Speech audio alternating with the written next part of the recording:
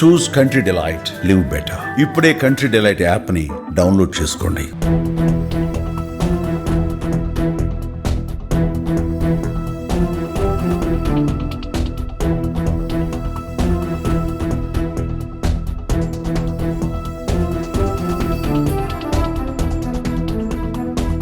బయట హోటల్స్లోకి వెళ్ళి మీరు ఫ్యామిలీతో పాటు లంచ్ కానీ డిన్నర్ కానీ చేద్దాం అనుకుంటున్నారా?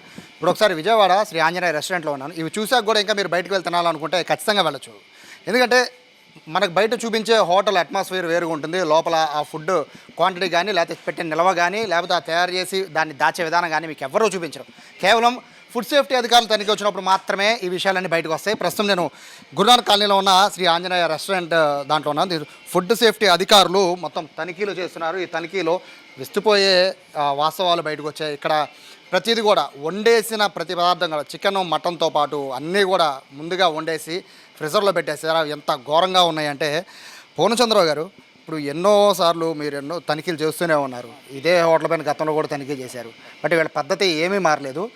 ఏమేమి గమనించారు ఇక్కడ మీరు? అందరికీ నమస్కారం. ఈరోజు ఫుడ్ సేఫ్టీ కమిషన్ గారు ఆదేశారు, ప్లస్ లీగల్ మెట్రాలజీ కంట్రోల్ గారు ఆదేశానుసారం 20 లీగల్ మెట్రాలజీ టీములు, 20 ఫుడ్ సేఫ్టీ టీములు నగరం వ్యాప్తంగా ప్లస్ కృష్ణా జిల్లా కొంత భాగం ఇన్స్పెక్ట్ చేయడం జరుగుతుంది. దానిలో భాగంగా ప్రముఖ రెస్టారెంట్లు, బేకరీ పాయింట్స్, స్వీట్ పాయింట్లు, తర్వాత స్వీట్ షాపులు, బేకరీ కార్ఖానాలు చూడడం జరుగుతుంది. చాలా దారుణమైన విషయాలు ఏంటంటే మనం ఎప్పుడు చెప్తానే ఉన్నాం మీ ద్వారా చెప్పేది ఏంటంటే, యాక్చువల్గా కుక్కుడ్ ఫుడ్ ఏది కూడా మనం డీఫ్రీజ్ చేయొద్దని చెబుతున్నాం. కనీసం 10-15 రకాలు డీఫ్రీజ్ చేశారు. తర్వాత దారుణంగా ఏంటంటే రైసు మూటలు కట్టి ఫ్రిడ్జ్లో పెడతా ఉన్నారు. మూటలు కట్టి ఫ్రిడ్జ్లో పెడతా ఉన్నారు. తర్వాత ఈ మిగిలింది ఏదైతే సర్వ్ చేయంగా మిగిలింది, ఇప్పుడు హాఫ్ బాయిల్డ్ కూడా కాదు, ఫుల్ బాయిల్డ్ ముక్కలు కూడా దీంట్లో పెట్టేసి ఈ హాఫ్ బాయిల్డ్ కొన్ని, ఫుల్ బాయిల్డ్ కొన్ని, మిగిలినవి కొన్ని, లోపల ఏముండయో తెలియట్లా, ఇవన్నీ కూడా డీఫ్రీజ్ చేస్తూ ఉన్నారు. తర్వాత పాడైపోయినాయి. తర్వాత చూడండి ఇది ఏ కండిషన్స్లో ఉన్నాయో చూడండి. ఎంత హాఫ్ బాయిల్డ్ అంటున్నారు, ఎప్పుడో తెలియట్లేదు. తర్వాత అది కానీ ఇదంతా కూడా పాడైపోయింది. తర్వాత ఎట్లా ఉందో నీరు గారిపోతూ ఉంది. తర్వాత ఇది అసలు అయితే స్టైల్ అయిపోయింది. మ్యారినేట్ చేసామంటున్నారు, స్టైల్ అయిపోయింది. చూడండి ఇట్లా లోపల పక్క. తర్వాత డిఫ్రిజిరేటర్లు కూడా అంటే వండడానికి టైం పడుతుంది అనుకోవచ్చు. రైస్ని వండి ఫ్రిడ్జ్లో పెట్టలేండి సార్? రైస్ వండి వాళ్ళకి అదే చెప్తా ఉన్నాం, రైస్ వండి పెడతా ఉన్నారు. తర్వాత మోనోసోడియం గ్లూటమేట్, చైనా సాల్ట్ వాడొద్దని చెబుతున్నాం. గిన్నెలే పెట్టుకొని ఇక్కడ వాడుతూ ఉన్నారు. చూడండి ఇది monosodium glutamate, China salt, Ajinomoto అంటారు. దీని మూలాన ఏంటంటే చాలా ఇబ్బందికరమైన పరిస్థితులు వస్తూ ఉన్నాయి. కలర్స్ వాడొద్దని చెబుతూ ఉన్నారు. పసుపు అంటున్నారు, దీంట్లో ఏం కలర్ అయితే వాడినట్టున్నారు. తర్వాత ఎగ్గులు బాయిల్ చేసి ఫ్రిడ్జ్లో పెడతా ఉన్నారు. 10 నిమిషాల్లో బాయిల్ అవుతాయి. బ్యాడ్ స్మెల్ వచ్చేస్తూ ఉంది. చూడండి ఇది కూడా ఎప్పుడో పాడైపోయింది. ఇది నీరు గారిపోతా ఉంది. చూడండి కింద నీరు గారిపోతుంది. దారుణమైన విషయం, గోంగూర కూడా ఫ్రిడ్జ్ చేశారు. దీన్ని కూడా రిఫ్రిజిరేటర్లోంచి బయటికి తీసాం. ప్యాకెట్లు కట్టి రిఫ్రిజిరేటర్లో నిన్నదో మొన్నదో తెలియదు. ఇవాళదంటారు, మనమేమో దాని మీద డేట్ లేదు కదా, వాళ్ళు ప్రూవ్ చేసుకోవాలా. నిన్నదో మొన్న ఈ కలర్ వేసి ఈ చూడండి నీరు గారిపోయినాయి, మొత్తం పాడైపోయినాయి. ఫ్రిడ్జ్ చేసి మనకే పెడతా ఉన్నారు. లివర్లు అంటున్నారు, ఇది కూడా డీఫ్రీజ్ చేశారు. మొత్తం 10-15 రకాలు బాయిల్డ్ కాకుండా కంప్లీట్ ఫైనల్ ప్రొడక్ట్ కూడా డీఫ్రీజ్ చేశారు రైస్తో సహా. తర్వాత ఆ ఫ్రిడ్జ్లో కూడా దారుణమైన విషయాలు ఉన్నాయి. తర్వాత డీఫ్రీజ్ చేస్తూ ఉన్నారు.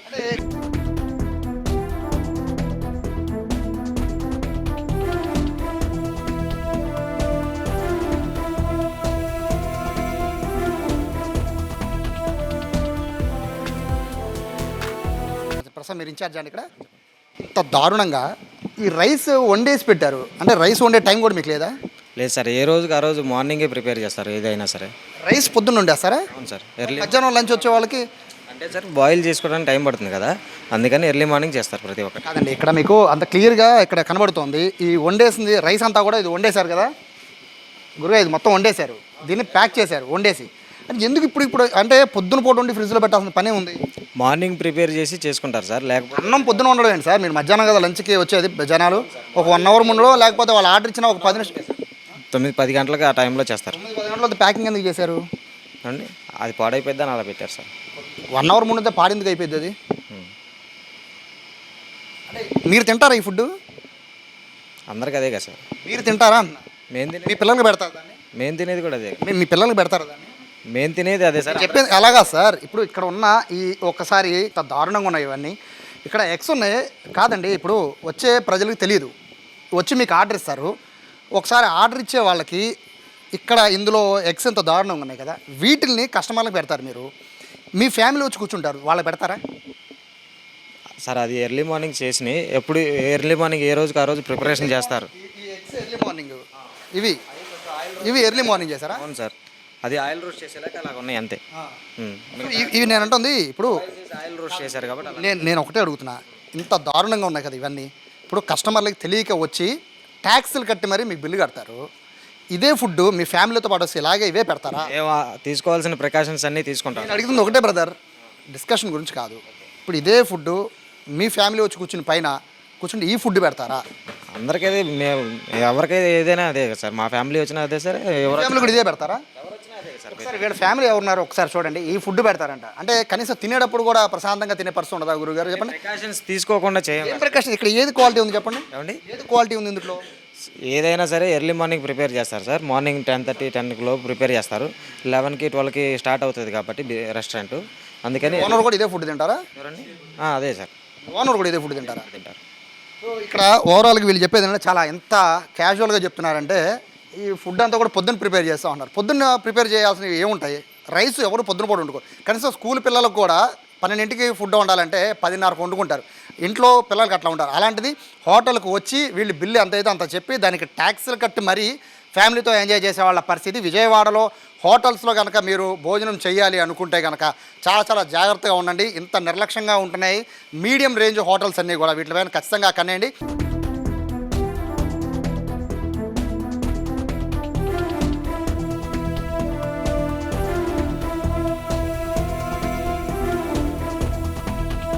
ఎంతోమందికి ఎన్నోసార్లు చెప్తున్నా వీళ్ళెవరు కూడా పద్ధతి మార్చుకోవట్లేదు. రీజన్ ఏంటి?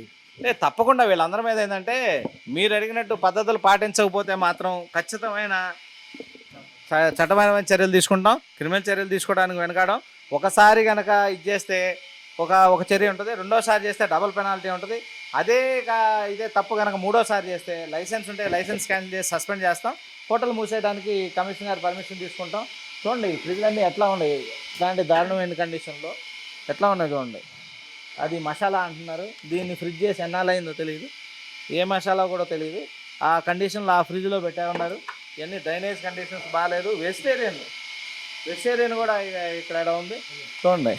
బాయిల్ చేసి ఇక్కడ పెడతా ఉన్నారు. మష్రూమ్ బాయిల్ చేసి పెట్టారు. చికెన్ కలర్ కలిపి బాయిల్ చేసి ఇక్కడే పెట్టారు. మటను కీమా బాల్స్ ఇవన్నీ కలిపి, keema balls, chicken, mutton, half boiled అన్నీ కలిపి ఒకసారి పెడతా ఉన్నారు. గడ్డగట్టుకుపోయింది, అసలు రాను కూడా రావట్లేదు. మ్యారినేట్ చేసి పెట్టామని చెబుతున్నారు కలర్ కలిపి. పప్పు చూడండి, పప్పు కూడా రిఫ్రిజిరేట్ చేశారు, ఎప్పుడుదో తెలియదు. తర్వాత ఇది మరీ దారుణంగా ఐస్ గడ్డగట్టిపోయి అసలు రాట్లా. వెజిటబుల్స్ కూడా బాయిల్ చేసి డీప్ ఫ్రీజ్ చేస్తూ ఉన్నారు. దీన్నే వాడతారు. ఇది కరగట్లా ఎన్నాళ్ళైందో కూడా తెలియదు అసలు. గట్టుకుపోయినాయి కదా సార్, మొత్తం గట్టుకుపోయి పనికిరాని పరిస్థితికి వచ్చేసినాయి. తర్వాత ఫ్రిడ్జ్ కూడా కింద పైన చూడండి దారుణమైన కండిషన్లో. ఇట్లాంటి ఫ్రిడ్జ్ల్లో ఈ ఆహార పదార్థాలు పెట్టి, ఏది కుక్కుడు ఫుడ్ ఇట్లాంటి ఫ్రిడ్జ్లో పెట్టి సర్వ్ చేస్తూ ఉన్నారు. డెఫినెట్గా వీళ్ళందరి మీద కఠిన చర్యలు తీసుకుంటాం. శాంపిల్స్ కలెక్ట్ చేస్తా ఉన్నాం. ఇట్లాంటి ఫుడ్ ఏదైతే ఉందో సుమారు 20 కిలోల ఫుడ్ ఉంది, దాన్ని సీజ్ చేసి డిస్ట్రాయ్ చేయడం జరుగుతుంది. ఇట్లాంటి కండిషన్స్ ఏ రెస్టారెంట్లో ఉన్నా అని, ఇది ఒకటే రెస్టారెంట్ కాదు, ఏ రెస్టారెంట్లో ఇట్లాంటి ప్రివైల్ అయినా కానీ లైసెన్స్ క్యాన్సిల్ చేస్తాం. తర్వాత కమిషనర్ గారు రుచి తీసుకెళ్ళి హోటల్ మూసేయడానికి కూడా వెనకాడమండి. ఇక్కడ మీరు ఏం లేదు సార్, మీరు ఇదే హోటల్ మీద గతంలో కూడా దాడి చేశారు. వీళ్ళకి చాలా బ్రాంచెస్ ఉన్నాయి, గతంలో కూడా దాడి చేశారు. బట్ అయినా కూడా వీళ్ళు పద్ధతి మార్చుకోలేదంటే వాళ్ళ ధైర్యం ఏంటి? ధైర్యం ఏం లేదండి. ఇప్పుడు ఒకటి మీకు చెప్పాను కదా, మీరు ఒకసారి వస్తే ఇంక రెండోసారి రాని ఫీలింగ్.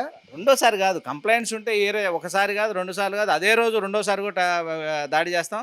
ఎందుకంటే కంప్లైంట్స్ ఉండి ఇట్లాంటి వ్యాపారం చేసే హోటల్స్ ఇదే కాదు, ఏ హోటల్ను కూడా ఉపేక్షించేది లేదు, ఎవరిని ఉపేక్షించం. ప్రజలకి ఏంటంటే మీరు స్వచ్ఛమైన కల్తీ లేని వేడిగా వడ్డించండి. ఎందుకంటే మన దగ్గర చాలా ఎక్స్పెక్ట్ చేసి వస్తారు.